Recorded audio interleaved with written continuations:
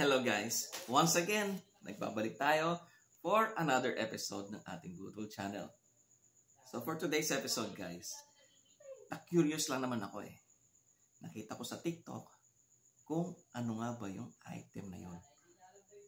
At curious ko, napabili tayo. Let's check it out! So ayun na nga guys. Dahil sa curious natin, bumili na tayo ng item na yun. Well, hindi naman siya kamahalan at product is maganda. Makikita natin.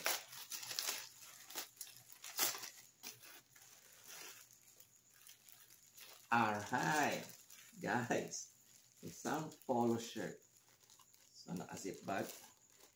Let's check it out. Ayan guys. Alright.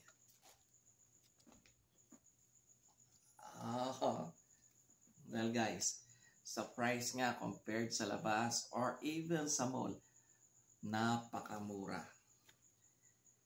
Fabric, polyester, stretchable. Para din siyang dry fit ang dating. So this is XL. Makikita natin yan. Let's check it out. Ayan guys. So, fit na fit. Well, XL siguro dapat. Medyo nag-add pa ako ng isa. So, meron siyang logo na Future. Future. Okay? Pero yung tela niya, quality is good. Wala kang masabi sa quality.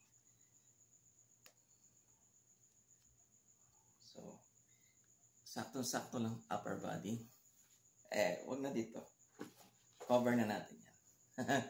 So, next time siguro, mag-add tayo ng isa pang size. Okay? So, that's it guys. Check it out.